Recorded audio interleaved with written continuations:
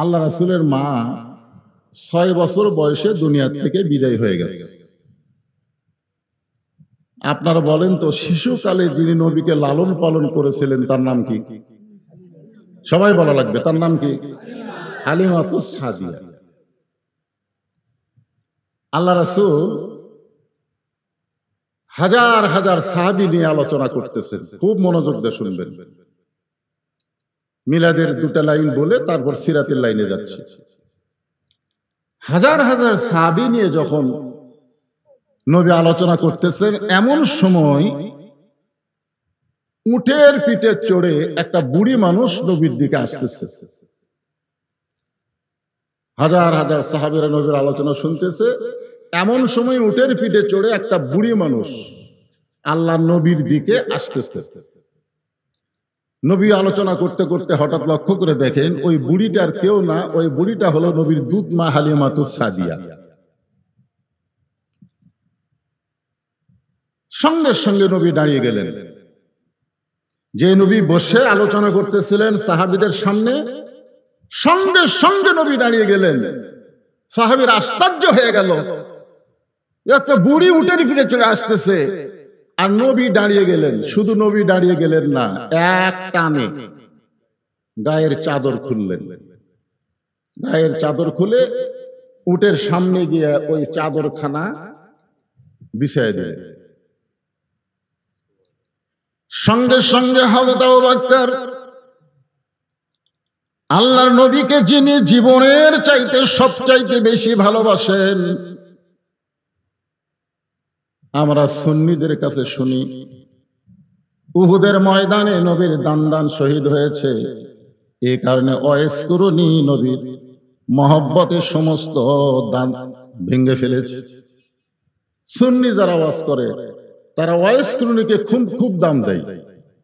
আপনারা বলেন তো, আল্লাহর নবীর যত সাহাবী ছিল, নবীকে সবচাইতে বেশি ভালোবেসেছেন তার নাম কি? একেবারে সবাই এক বাক্যে বলেন, নাম কি?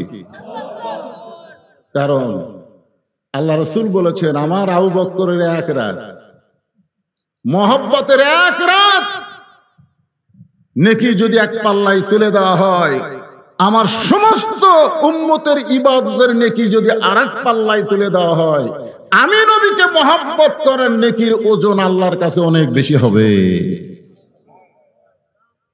সে আবু বকর সহ্য করতে পারে যে নবীর জুতার পরশে আল্লাহর আরশ ধন্য হয়ে গেছে। সুবহানাল্লাহ বলেন না কেন?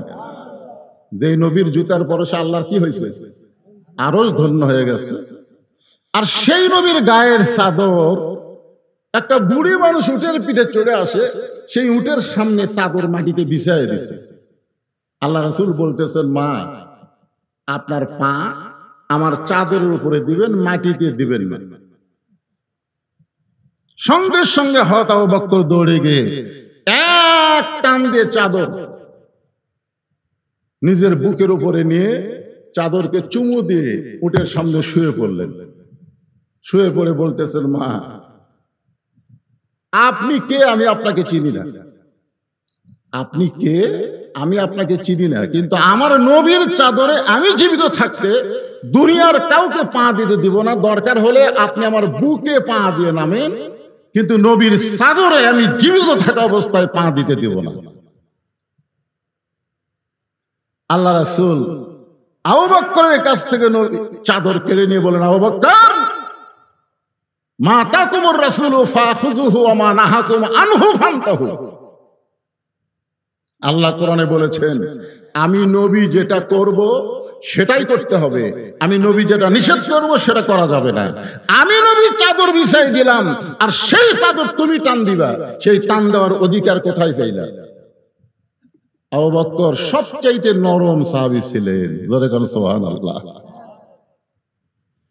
ওমর ফারুক জোড়হাত করে বললেন, মা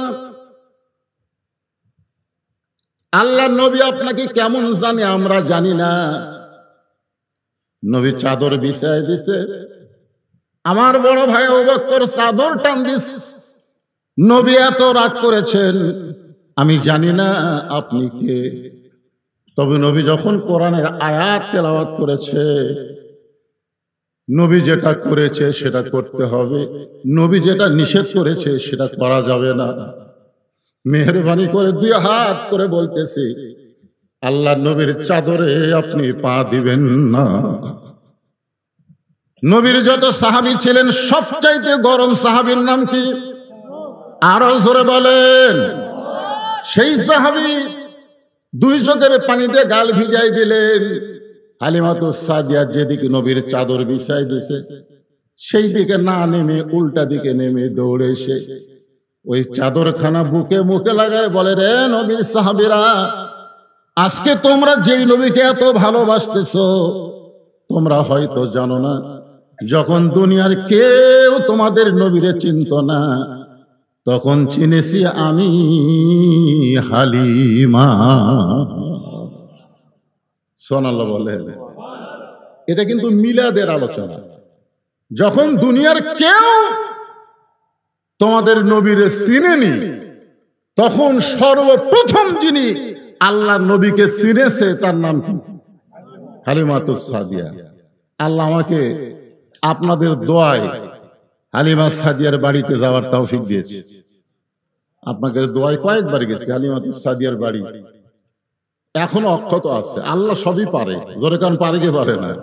আল্লাহ যদি একটা পাহাড়ের গুহার মধ্যে 300 বছর ঘুমায় রাখতে পারে, আল্লাহ ইচ্ছা করলে দুনিয়ার মানুষকে দেখানোর জন্য হালিমা সাদিয়ার বাড়ি কিয়ামত পর্যন্ত রাখতে পারে, জোরে কান পারে কে পারে না? তবে বাড়িটা এখন বাড়ি নাই, ওখানে গিয়ে একটা মসজিদ, ছোট্ট ওই বাড়িটা একটা মসজিদের মতো করে দিয়েছে। ওখানে গিয়ে সবাই নামাজ পড়ে নিজের মনটাকে খুশি করে। আমি শুধু চিন্তা করি এই ঘরের মধ্যে আল্লাহর নবী কিছুদিন লালন পালন হয়েছে। সুবহানাল্লাহ বলেন। এটা হলো বনি সাদ গোত্র। হালিমাতুস সাদিয়া বলেন, তোমরা যখন দুনিয়ার কেউ নবীর চিনোনি তখন আমি চিনেছি। রাস্তার মধ্যে মেয়েরা যখন বাচ্চাদেরকে নিয়ে আসতেছে আমাকে বলতেছে, হালিমা এই দুর্বল গাধা নিয়ে তুমি কোথায় যাবা? বলে, আমি নিয়ত করেছি মক্কার কুরাইশ বংশের কোন সন্তান জন্ম নিলে মায়েরা দুধ পান করায় না, অন্য কোন মা দুধ পান করানোর কারণে তাকে অনেক হাদিয়া দেওয়া হয়। সে হাদিয়া পাওয়ার আশায় আমি এই দুর্বল গাধা নিয়ে মক্কার দিকে রওনা দিয়েছি। মেয়েরা বলতেছে খামাখা যাইও না। কুরাইশ বংশে যে কয়টা ধনী ঘরে সন্তান জন্ম দিয়েছিল সব সন্তান আমরা কোলে নিয়েছি, বিনিময়ে অনেক হাদিয়া পেয়েছি।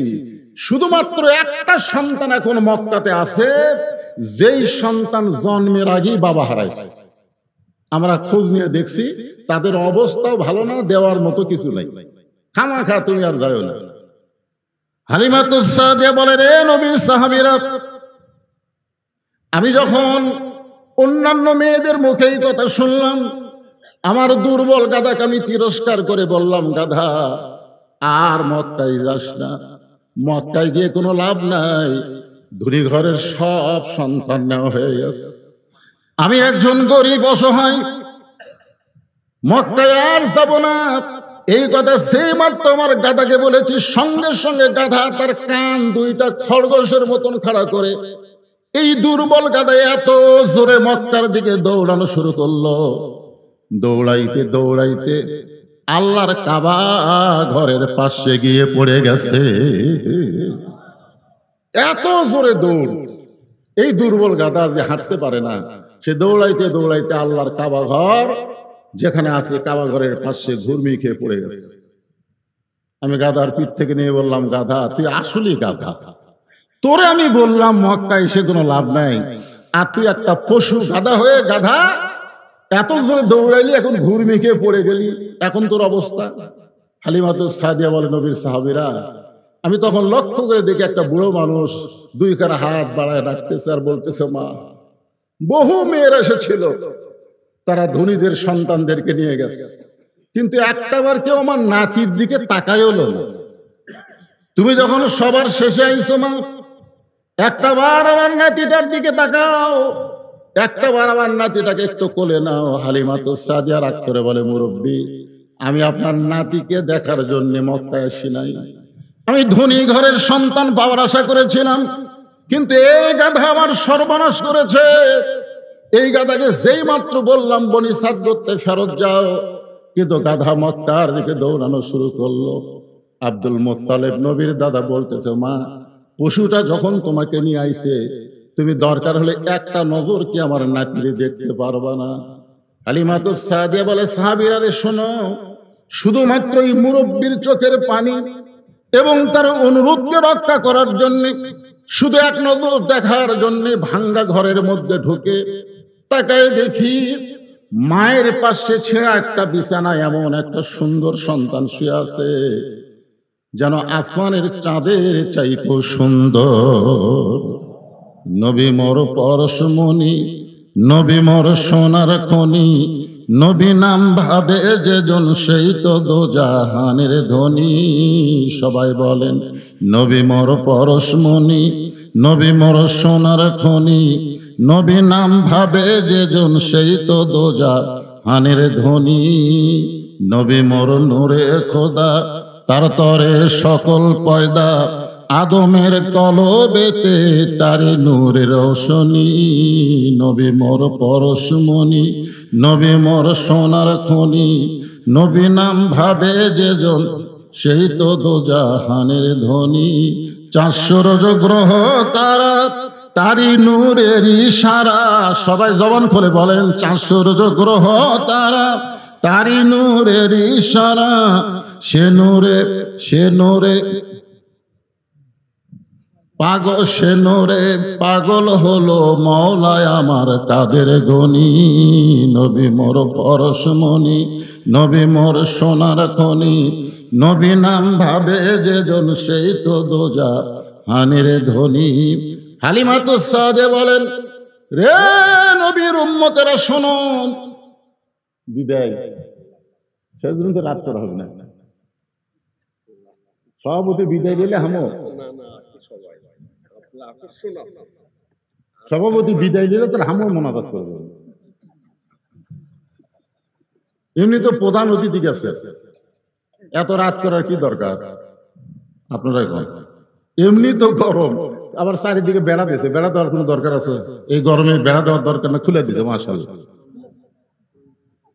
কি ভাইজান, আপনারা জানেন আল্লাহ রাসূল একটা কথা বলেছেন, আমি তো এই হাদিসটা দেখে আমার মাথায় বসে, যে ঈমান নিয়ে কেউ যদি কবরে আসে, ঈমান নিয়ে কেউ যদি কবরে আসে, আমি নবী ওয়াদা দিলাম, সে জান্নাতে না যাওয়া পর্যন্ত আমি রাসূল জান্নাতে যাব না।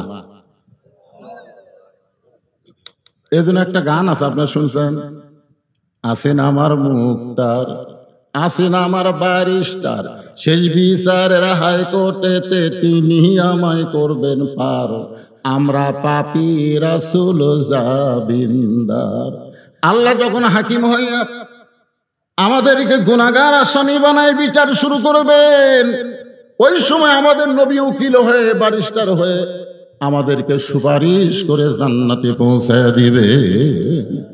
আমরা সেই নবীর সিরাতে মিলাদের একটু ওয়াজ শুনি, তারপরে সিরাতে আমি চলে আসতেছি। ওটা বসা করা যাবে না, আমার কাছে সময় আছে, সময় মতো আমি কথা শেষ করে দেব। সভাপতি সাহেবকে আমি বসায় দিছি, বড় ভাই একটু বসে। হালিমাতুস সাদিয়া বলেন, এত সুন্দর সন্তান মানুষ হয়। আমার জীবনে প্রথম ঘরের মধ্যে ঢোকার পরে আমি আর স্থির থাকতে পারলাম না, আমি দৌড়ে গিয়া যেই মাত্র সন্তানটাকে কোলে নিয়েছি, ওই আল্লাহর শপথ করে বলতেছি, সন্তানের পরশে আল্লাহ আমার দেহের সব দুর্বলতা দূর করে দিয়েছে। যেই নবীর পরশে একটা অসুস্থ মানুষ, দুর্বল মানুষ সুস্থ হয়ে যায়, সেই নবীর আদর্শ যদি আমরা গ্রহণ করি, আল্লাহ কোরআনে বলেন, লাকাদ কানা লাকুম ফি রাসূলিল্লাহি উসওয়াতুন হাসানা। সেই নবীর আদর্শ যদি তোমরা গ্রহণ করো, তাহলে অবশ্যই তোমরা সফলকামী হয়ে যাবে। এখন কার আদর্শ গ্রহণ করবেন? নবী করবেন? তাহলে আমার সাথে একটা স্লোগান দেওয়া লাগবে, আমার নেতা তোমার নেতা, সকলে কি বলবেন? বিশ্ব নবী মুস্তাফা। আমার নেতা তোমার নেতা, বিশ্ব নবীর চরিত্র ফুলের মতো। ওরাফানা লাকা যিকরাক মানে কি? এই সাধারণ চামচারা এই নেতা করো সামনে নিয়ে বলে আমার নেতার চরিত্র ফুলের মতন পবিত্র, নামাজ পড়ে না, একত্ব। কি কন, এর কিছুদিন পর শুরু হবি তো। আমরা বলবো বিশ্ব নবীর চরিত্র ফুলের চাইতেও পবিত্র। আল্লাহ কোরআনে বলেছেন ইন্নাকা লাআলা খুলুকিন আযীম। কোন দিকে যাব, কারণ রাত বেশি হয়ে গেছে। যাই হোক, যে বিষয়টা একটু আপনারা মনোযোগ দিয়ে শোনেন, কারণ যারা আজকে মিলাদুন নবী করতেছে, ঈদে মিলাদুন নবী, তারাও যেন বেজার না হয়, সেজন্য নবীর মিলাদ থেকে কিছু কথা বলতে। হালিমাতুস সাদিয়া বলে, যেই মাত্র কোলে নিয়েছি, কোলে নেওয়ার সঙ্গে সঙ্গে ওই ছোট্ট বাচ্চার পরশে আমার গোটা দেহ সবল হয়ে গেছে। হালিমাতুস সাদিয়া বলে, আমি এমন ভাবে কোলে নিলাম, আব্দুল মুত্তালিব বলতেছে, মা তুমি আমার নাতিকে দেখতে এসে তুমি আমার নাতিকে যেভাবে কোলে নিয়েছো, তুমি আমার নাতিকে আবার মাটিতে রাখবে নাকি? হালিমাতুস সাদিয়া বলে, মুরব্বী, যেই সন্তানকে বুকে নেওয়ার সঙ্গে সঙ্গে আল্লাহ আমার দুর্বলতা দূর করে দেয়, আমি জীবন দিব, কিন্তু এই সন্তানকে আর মাটিতে রাখবো না। হালিমাতুস সাদিয়া বলে, নবীর সাহাবীরা রে, তোমাদের নবী চাদর বিছায় দিয়েছে, তোমরা মনে করতেছো এই চাদর আমি পা দিব, কিন্তু তোমরা নবীকে চিনেছ অনেক পরে। যখন দুনিয়ার কেউ নবীরে চিনে নাই, তখন আমি চিনেছি হালিমাতুস সাদিয়া। তোমাদের ছোট্ট নবীকে কোলে করে নিয়ে আমি যখন চলে আসলাম গাধার কাছে, আয়সা থেকে গাধা চোখের পানি ছাড়তেছে, মুখটা মাটির সঙ্গে লাগায় কাঁদতেছে। আমি গাধার মাথায় বাম হাতটা দিয়া ডান হাতে ছোট্ট নবীকে বুকের মধ্যে নিয়া এই বাম হাত দিয়া গাধার মাথা লেড়ে বলতেছে, গাধা রে, আসলে তুই গাধা না, গাধা ছিলাম আমি। তুই পশু হইয়া চিল্লি, জঙ্গলের পশুরা বলে, সবাই বলেন জঙ্গলের পশুরা বলে, আজ হয় মোদের খুশির দিন, বিশ্ব জাহানে আসিয়াছেন রাহমাতুল লিল আলামিন। আমি হালিমা মানুষ হইয়া বুঝতে পারি নাই, কিন্তু তুই গাধা হইয়া বুঝতে পারলি। তুই এত দূরে দৌড়ে আসলি, মক্কার কাছে পড়ে গেলি কাবার পাশে, তুই কি আর উঠবি না? কে যেন আমার কানে বলে, হালিমা, যে বাচ্চাকে কোলে নিয়ে তুমি সুস্থ হয়ে গেছো, তোমার গাধাকে যদি সুস্থ করতে চাও, ওই বাচ্চার বাম পাখানা গাধার মাথায় লাগায়া দাও। আমি হালিমাতুস সাদিয়া, রে নবীর সাহাবীরা শোনো, তখন কেউ চিনে নাই নবীকে। আমি ছোট্ট নবীর পা যখন গাধার মাথায় লাগাই দিলাম, সঙ্গে সঙ্গে আমার গাধাটা সবল হয়ে গেল। আমি গাধার পিঠে চড়ে বনি সাদ গোত্রের দিকে রওনা দিলাম। এত তীব্র রোদ হচ্ছিল, আমার আঁচল দিয়ে তোমাদের ছোট্ট নবীকে আমি ঢাকতে যাব, কিন্তু আমি আঁচল দিয়ে ঢাকার আগে একখণ্ড মেঘ আমার মাথার উপরে চলে আসলো। ওই মেঘের ভিতরে এত সুন্দর বাতাস। আমি কইলাম, মেঘ রে, তুই কোথা থেকে আসলি আমার মাথার উপরে? এত সুন্দর বাতাস কে দেয়? কে যেন দূর থেকে বলে, হালিমা, যেই ছোট্ট বাচ্চাকে তুমি কোলে নিয়েছো, ওই বাচ্চার ওসিলায় মেঘকে তোমার মাথায় ছাতা করে দেওয়া হলো, আর জান্নাতের দরজা খুলে তোমার শরীরে জান্নাতের বাতাস বওয়া শুরু হয়েছে। এটা হলো নবীর মিলাদ। নবীর জন্মের সময় সবাই নবীরে চিনে নাই। 2-4 জন যারা চিনেছে তার মা আমিনা, চিনেছে হালিমাতুস সাদিয়া। হালিমাতুস সাদিয়া শেষ পর্যন্ত মুসলমান হয়ে গেছে। জান্নাতুল বাকির মধ্যে যারা ঢোকে, যারা হজ করতে গেছে, জান্নাতুল বাকির মধ্যে ঢুকতে গিয়ে দেখবেন জান্নাতুল বাকির উত্তর দিকে কিছু দূর আসার পরে হালিমাতুস সাদিয়ার কবর। হালিমাতুস সাদিয়ার কবরে দাঁড়ায় বললাম, হালিমা, তুমি শুধু নবীর মিলাদকে বিশ্বাস করো নাই, নবীর সিরাতকে গ্রহণ করে তুমি ঈমান গ্রহণ করেছো, যার কারণে জান্নাতুল বাকির মধ্যে আল্লাহ তোমার জায়গা করে দিয়েছে। নবীর সিরাতে বিশ্বাস করেছে। নবীর চাচা হযরতে আব্বাস রাদিয়াল্লাহু তাআলা আনহু একটু মনোযোগ দিয়ে শুনবেন। শুধু মিলাদে বিশ্বাস করে না, সিরাতে বিশ্বাস করেছে। বদরের যুদ্ধে নবীর চাচা আব্বাস কিন্তু বন্দী হয়ে গেল, দড়ি দিয়ে বেঁধে রেখেছে। আল্লাহর নবী কাফের বন্দীদেরকে দেখার জন্য যখন ঘরের মধ্যে ঢুকলেন, 14 জন বন্দী হয়েছে। কয়জন ধরে গণ কয়জন? নবী তাকায় দেখে যার চাচা আব্বাস অত্যন্ত ফর্সা মানুষ ছিলেন। এই যে মুসলমানেরা কাফের বন্দীদেরকে রশি দিয়ে বেঁধেছে, এই রশি বাঁধার কারণে এত জোরে বেঁধেছে যে চাচার হাতটা, ফর্সা মানুষের হাত কেটে একটু রক্ত বের হয়ে যাচ্ছে। আব্বাস বলতেছে, ও ভাস্তা মোহাম্মদ, আমি তোমার চাচা হই। তুমি সবাইকে গরুর মতন দড়ি দিয়ে বাঁধার হুকুম দিয়েছো, আমাকেও বেঁধেছে তোমার চাচা হওয়ার কারণে। তুমি কি আমার বাঁধনটা একটু খুলে দিবার পারবা না? আল্লাহ নবী বললেন, চাচা, আপনি কাফের থেকে বন্দী হয়েছেন, আপনি আমার চাচা হলেও আমি আপনার বাঁধন খুলে দিতে পারবো না। মুক্তিপণ দিয়ে আপনি বাঁধন খুলতে পারবেন, মুক্তিপণ দিয়া।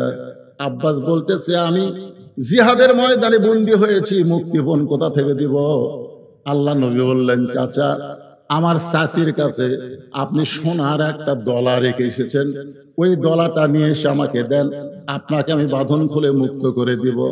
আব্বাস বলতেছে, রে আব্দুল্লাহর বেটা মোহাম্মদ, আমার বিবির কাছে সোনার দলা রেখেছে, এটা আমি জানি, আর আমার বিবি জানে, আর তো দুনিয়ার কেউ জানে না। রাসূল বলে, চাচা, যেইটা দুনিয়ার কেউ জানে না, আমার আল্লাহ তাআলা সেইটা আমাকে জানায়। সঙ্গে সঙ্গে আব্বাস বললেন, বাবা, তাহলে আর দেরি করব না, মুক্তিপণ নয়, আমি তোমার দলে ভর্তি হয়ে আমি ঘোষণা করলাম, লা ইলাহা ইল্লাল্লাহু মুহাম্মাদুর রাসূলুল্লাহ। শুধু নবীর মিলাদকে বিশ্বাস করে নাই, নবীর সিরাতকে গ্রহণ করেছে। আমির হামজা, ধরে বলেন নাম কি? স্বীকার করতেছেন একটা হরিণীর পিছনে দৌড়ায় আমির হামজা নবীর মিলাদকে বিশ্বাস করে, কারণ জানে আমার ভাস্তা। হরিণী দৌড়ায় আর বলে, আমির হামজা রে, তুমি যতই দৌড়াও তুমি আমাকে ধরতে পারবা না, কিন্তু আমি ইচ্ছা করি তোমাকে ধরা দেব, আমি ইচ্ছা করি তোমাকে ধরা দেব। আমির হামজা চমকে গেল। জঙ্গলে একটা হরিণী কথা বলতেছে, তুমি যতই আমাকে ধাবলাও আমাকে ধরতে পারবে না, কিন্তু আমি চাইলে ইচ্ছা করি তোমার কাছে ধরা দেব। আমির হামজা চমকে গিয়ে বলে, হরিণী, তুমি ইচ্ছা করলে আমার কাছে ধরা দিবা, কারণ কি? বলে, জানো না আমির হামজা, তোমার এতিম ভাস্তাকে আবু জেহেল, তোমার এতিম ভাস্তাকে আবু জেহেল এত মার মারছে, কপাল ফেটে রক্ত বের হয়ে গেছে, এখন কাবার কাছে তোমার এতিম ভাতিজা কাঁদতেছে। এই দুনিয়াতে তার মা নাই, তার বাবা নাই, তুমি চাচা থাইকা লাভ কি? আমির হামজা আর দেরি করলেন না, এক দৌড়ে বাড়িতে আসলেন, বিবির কাছে বললেন, বিবি, কিছু জানো নাকি? বলে, অবশ্যই জানি, যার দুনিয়াতে কেউ নাই, আবু জেহেল তাকে মারছে, যার কারণে কাবার পাশে বাবা মা বলে কাঁদতেছে। আমির হামজা দৌড় দিলেন, আবু জেহেলের কপালে এত জোর আঘাত করলেন যে আমার এতিম ভাস্তারে মারলি কেন? আঘাত করার পরে ফিনকি রক্ত হাতের মধ্যে নিয়ে আল্লাহ নবীর কাছে এসে বললেন, বাবা, যা আবু জেহেল তোমাকে মারছে, আমিও তাকে মাথা ফেটে রক্ত নিয়ে আইছি, বাবা তুমি আর এমন করে কান্দো না। আল্লাহ নবী বললেন, চাচা, কাউরে মারলে আমি খুশি হই, কারো রক্ত দেখলে আমি খুশি হই, আমি সেই ভাস্তা নয়। আমির হামজা বললেন, বাবা, কি হলে খুশি হবে? বলে, আপনি যদি আমার সিরাতকে গ্রহণ করেন, আপনি যদি পড়ে নেন লা ইলাহা ইল্লাল্লাহ মুহাম্মাদুর রাসূলুল্লাহ। সঙ্গে সঙ্গে আমির হামজা বললেন, আশহাদু আল্লা ইলাহা ইল্লাল্লাহ মুহাম্মাদান আবদুহু ওয়া রাসূলুহু বলে দুইখানা হাত বাড়াই দিলেন। নবী এক দৌড়ে এসে আমির হামজার বুকের মধ্যে ঢুকে বাবা বাবা বলে চিৎকার দিলেন। আমির হামজা বলে, বেটারে, আমি তোর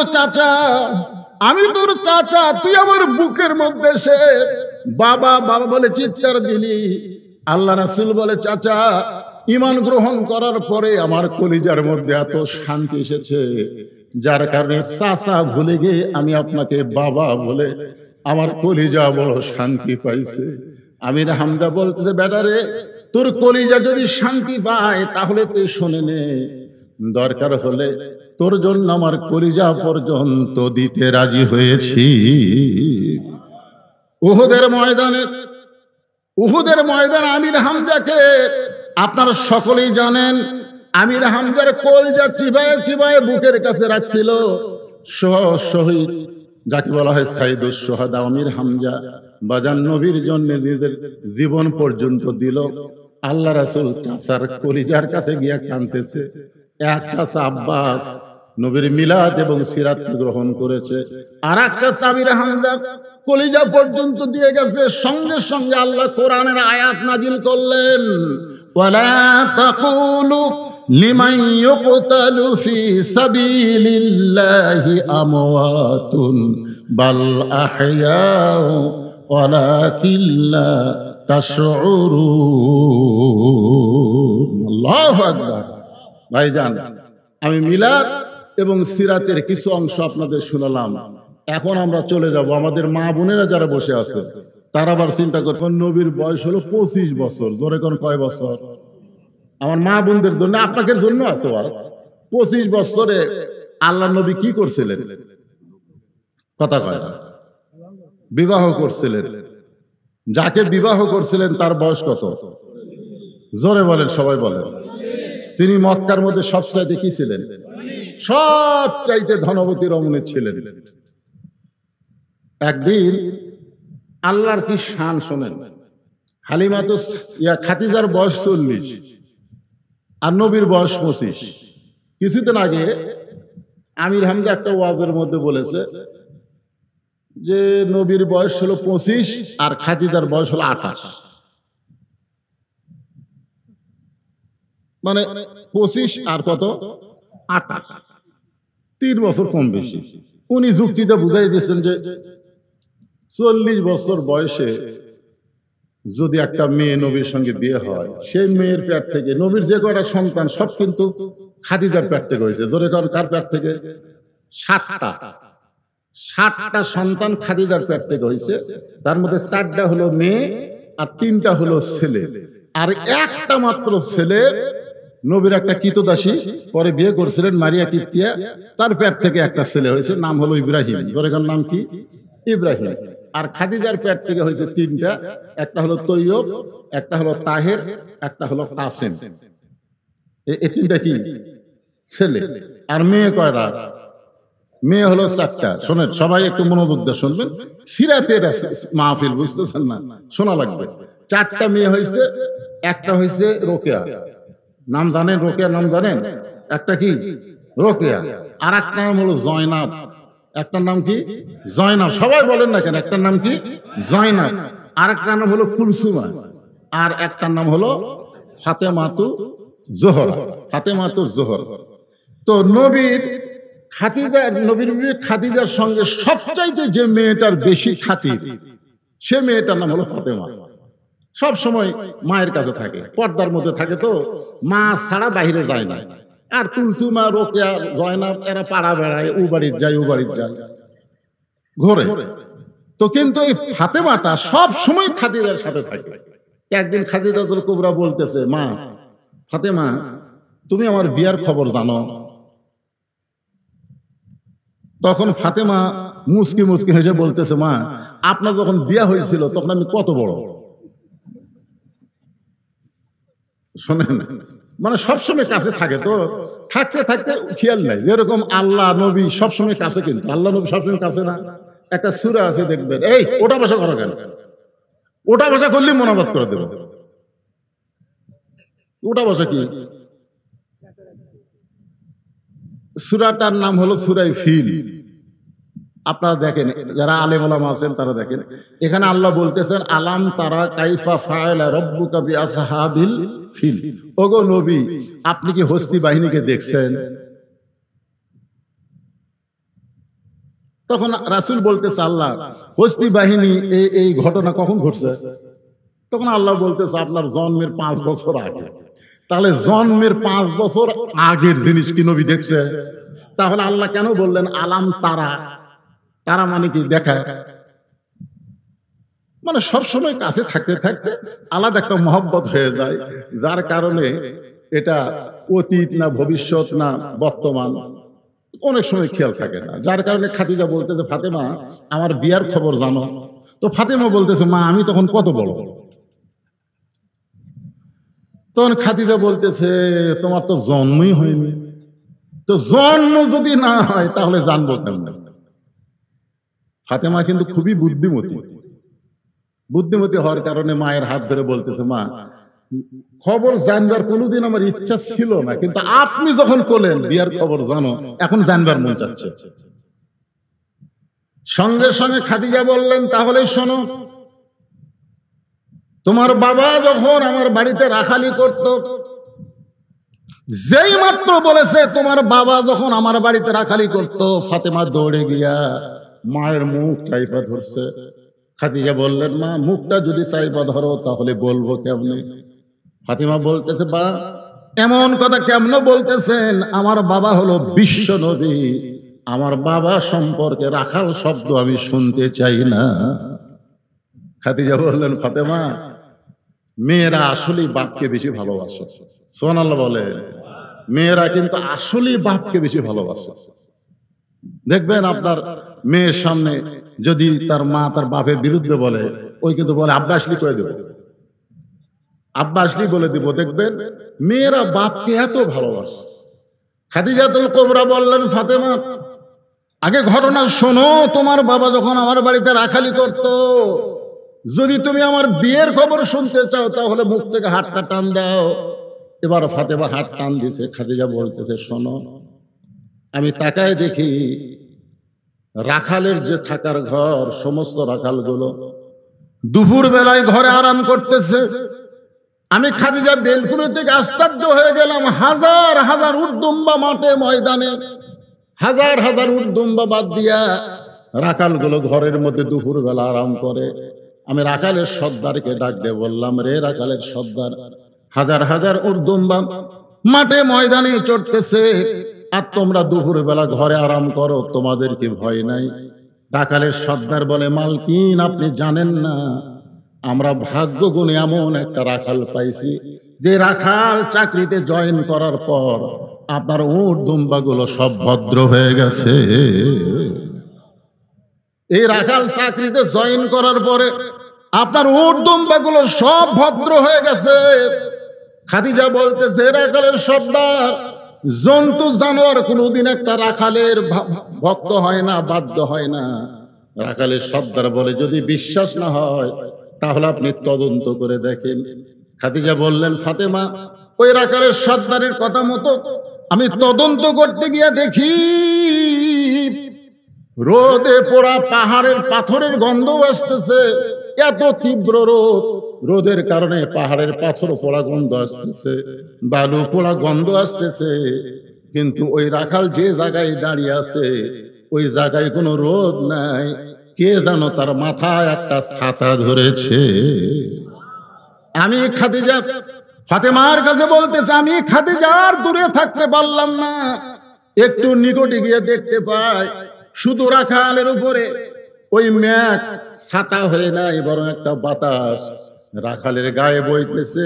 ওই রাখালের গা থেকে একটা সুগন্ধ আমার নাকের মধ্যে ঢুকলো। এটা কোনো দুনিয়ার আতরের সুগন্ধ নয়, যেন বেহেশতের মিশক আম্বরের সুগন্ধ বইতেছে। আমি আর একটু নিকটে গিয়া তোমার বাবা রাখালকে দেখার সঙ্গে সঙ্গে আমার ভিতরে এমন একটা প্রেম আসলো।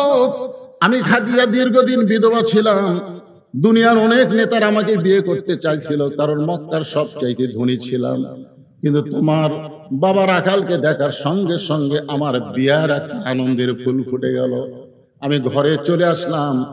আসার পরে দাসী বলতেছে, মালকিন আপনি রাখালকে তদন্ত করতে গেলেন, তদন্তের রেজাল্ট কি? আমি কইলাম, তার চাচার কাছে গিয়ে বলো রাখালের চাকরি আমি ক্যান্সেল করে দিলাম। দাসী মূর্খ, বুঝতে পারে নাই। আবু তালেবের কাছে গিয়ে বলতেছে, মুরব্বী তোমার ভাতিজা রাখালের চাকরি খাদিজা ক্যান্সেল করে দিয়েছে। আবু তালেব এক দৌড়ে এসে খাদিজার কাছে বললেন, মা আমার এতিম ভাতিজা এমন কি অপরাধ করলো যে অপরাধের কারণে তার রাখালের চাকরি ক্যান্সেল করে দিলা? খাদিজা বলতে, চাচা তার একটাই মাত্র অপরাধ, আমি তাকে রাখালকে রাখবো না, তাকে স্বামী হিসাবে গ্রহণ করতে চাই। খাদিজাতুল কুবরা বলে, রে ফাতেমা, সে রাখালকে আমার স্বামী হিসাবে গ্রহণ করার পরে সে রাখাল হয়েছে আজকে বিশ্ব নবী। আল্লাহ প্রত্যেকটা নবীকে রাখালির দায়িত্ব দিয়েছেন, জোরে খান সুবহানাল্লাহ। রাখাল এটা আল্লাহ রাসূলও আবার বলেছেন যে প্রত্যেকটা অভিভাবককে আল্লাহ রাখালের দায়িত্ব দিয়েছে, জোরে খান সুবহানাল্লাহ। এখানে যত অভিভাবক আছেন আপনাদের অধীনে নাই, রাখালি করা লাগবে। তো রাখালি কি?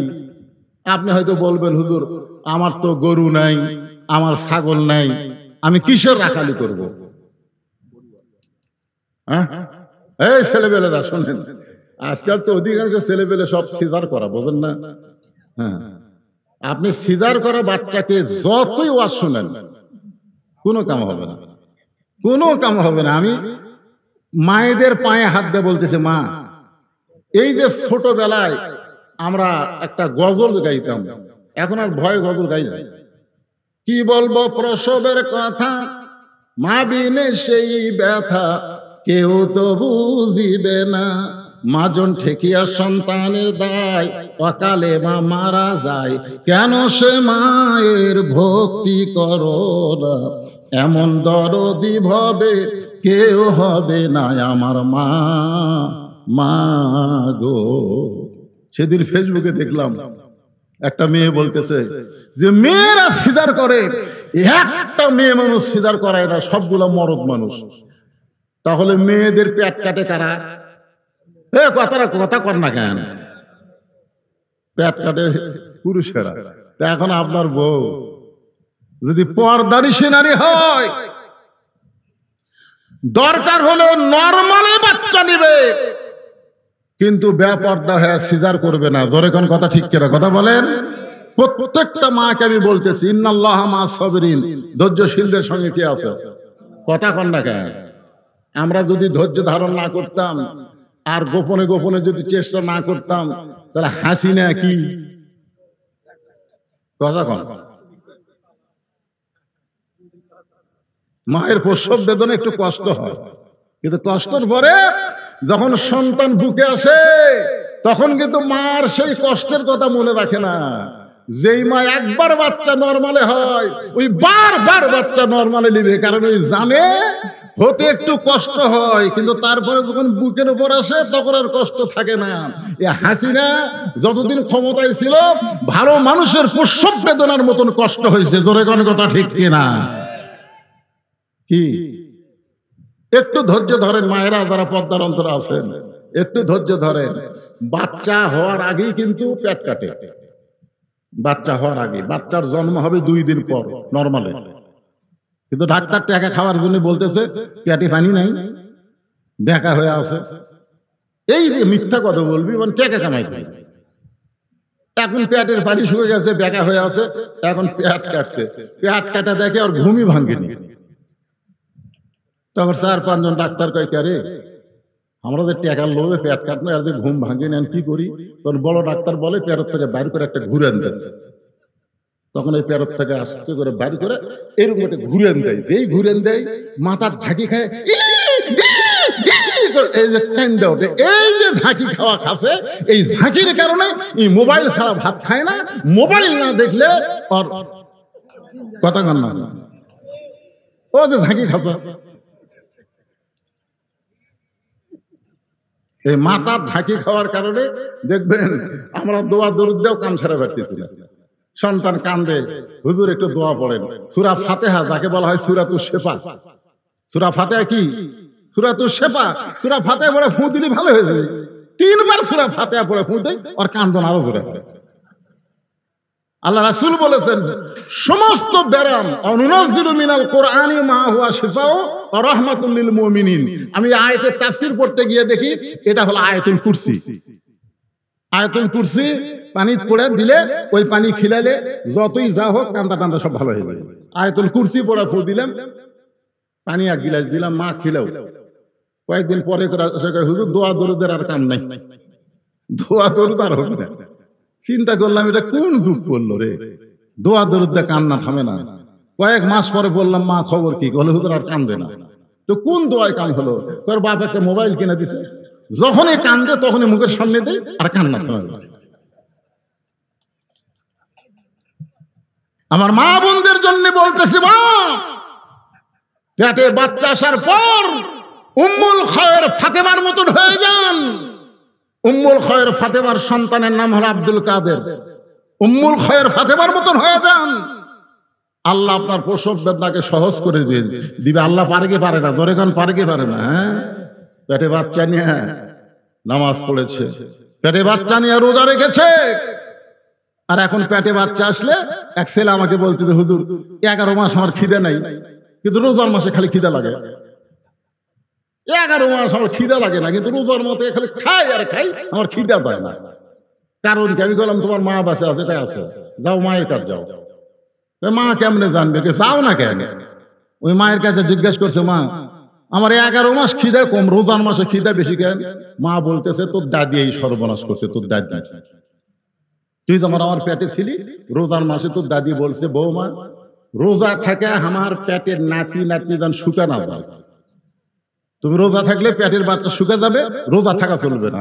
জোর করে আমাকে রোজা থাকতে দেয়নি, আমিও খাসি, রোজার মধ্যে তুইও খাসি।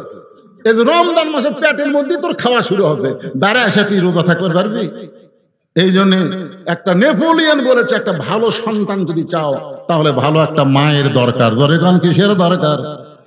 ভালো একটা মায়ের দরকার। খাদিজাতুল কুবরা এমন একজন মা ছিলেন যে মায়ের পেট থেকে আল্লাহ তাআলা 4টা সন্তান দিয়েছেন। একটার নাম হলো ফাতেমাতুজ জোহরা। আমার মা বোনদের জন্য বলতেছিলাম, এই কথাটা কিন্তু আমার মা বোনদের জন্য। রাসূল বললেন, ফাতেমা সিরাতের আলোচনা একটু খেয়াল করেন। ফাতেমা, তোর কি কখনো মনে হয় তুই জান্নাতি? তোর বাবা বিশ্ব নবী, এই কারণে কি তোর কখনো মনে হয় তুই জান্নাতি? ফাতেমা বলতেছে, বাবা মনে হয় কেন? 100 বার আমার বিশ্বাস, আপনি হলেন আল্লাহর বিশ্ব নবী, আর আপনার মেয়ে হওয়ার কারণ আমি জান্নাতি। আল্লাহ রাসূল বললেন, ফাতেমা এই কথা কখনোই মনে করবা না, আমি তোমার বাবা বিশ্ব নবী বলে তুমি জান্নাতি এটা মনে করো না। জান্নাতে যদি যাবার চাও, জান্নাতের আমল করে জান্নাতে যাইতে হবে। ফাতেমা কান্দারে বলে, বাবা বিশ্ব নবীর মেয়ে হয়েও জান্নাতে যাওয়া যাবে না, জান্নাতের আমল করতে হবে। জান্নাতের আমল কি? আমার মায়েরা যারা আছেন একটু মনোযোগ দিয়ে শোনেন।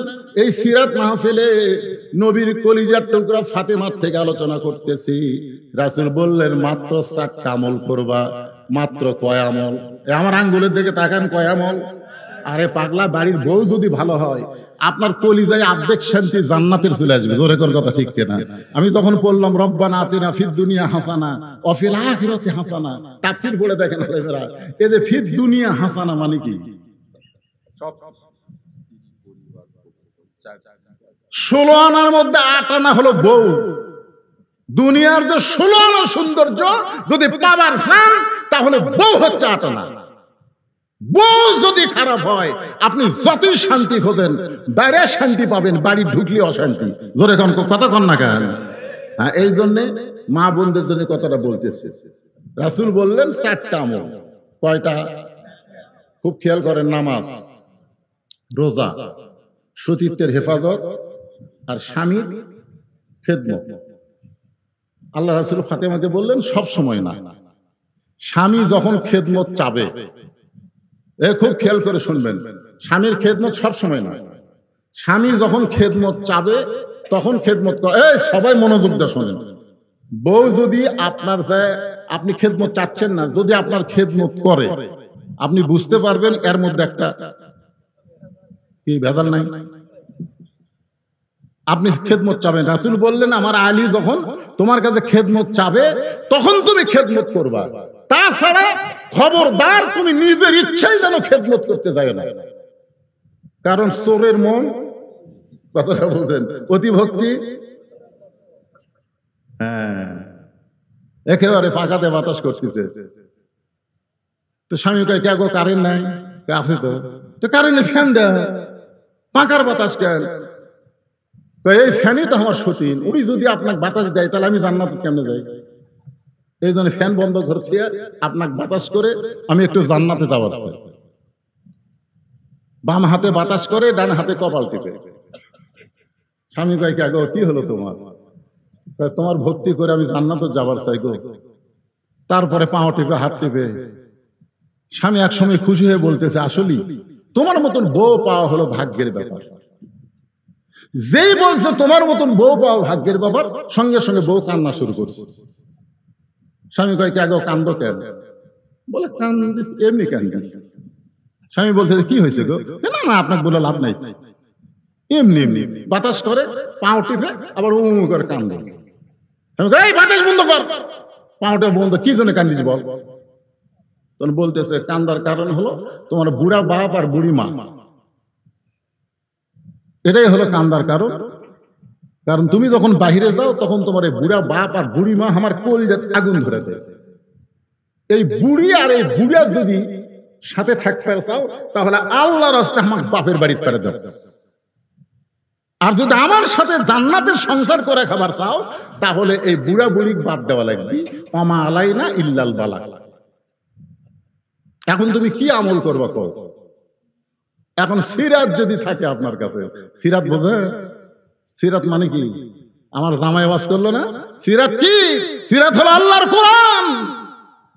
যদি আল্লাহর কোরআন আপনার কাছে থাকে, সিরাত যদি আপনার কাছে থাকে, তাহলে সিরাত এসে বলবে, ওয়া কাযা রাব্বুকা আল্লা তা'বুদু ইল্লা ইয়াহু ওয়া বিল ওয়ালিদাইনি ইহসানা। আল্লাহু আকবার।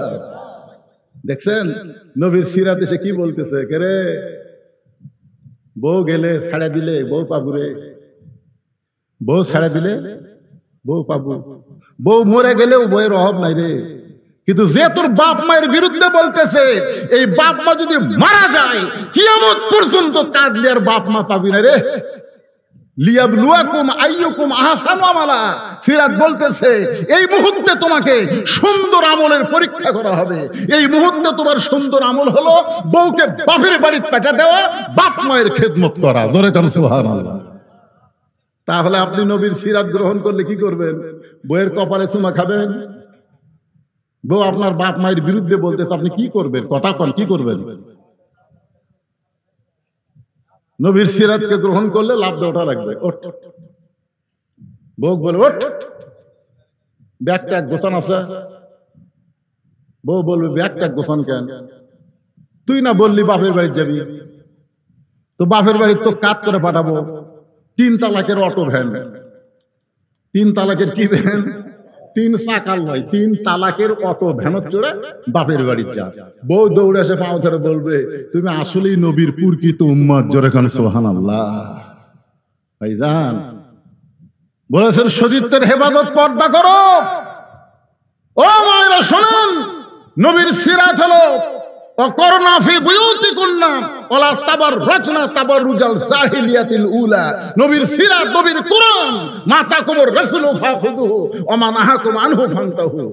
আমার মায়েদের বলতেছি, মা খালি মরে গেলে 5 কাপড় না, খালি বুড়ি হলে ঘন্টা দেওয়া না।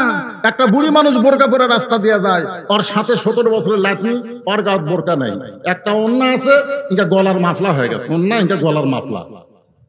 আপনারা এখন বলেন, রাস্তার মানুষ ওই বুড়ির দিকে তাকাবি না ছুরির দিকে তাকাবে? কথা কন, কার দিকে তাকাবে? ছুরির গাওয়াত বোরকা নাই, বুড়ির গাওয়াত বোরকা।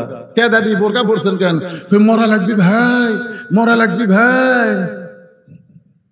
কে রে বুড়ি, তুই তো বোরকা পড়ছো মরার জন্য, তোর দিকে তো বুড়াও তাকায় না। 50 বছর আমের গাছের গোড়াত কেউ বেড়া দেয়? যদি কেউ বেড়া দেয়, আপনি বলতেছেন, কে ভাই বেড়া দিচ্ছেন কেন? ভাই সতর্কের মান নেই, গরু ছাগল যদি খায়। কে রে পাগলা, 50 বছরের গাছের দিকে গরু ছাগল ঘৃণা করে তাকাবি না? বেড়া লাগবি? বেড়া যদি দিবার চাস, ও যে জ্বালা গাছ আছে, জ্বালা চারা গাছ, ওটা বেড়া দে। বেড়া না দিলে গরু বকরি পাড়িয়া ফেলে ধর্ষণ করবি। তোরে কথা কর না গা। আমি বলতেছি, মরে গেলে 5 কাপড় দিয়ে কোনো লাভ হবে না মা। মরে গেলে খাটনি চাদর দিয়ে ঢাকা কোনো লাভ হবে না। জীবিত অবস্থায় আপনাদেরকে পর্দা করতে হবে, পর্দার ভিতরে থাকতে হবে, পর্দার ভিতরে সন্তানের উৎপাদন করা লাগবে। জোরে জোরে কথা ঠিক না?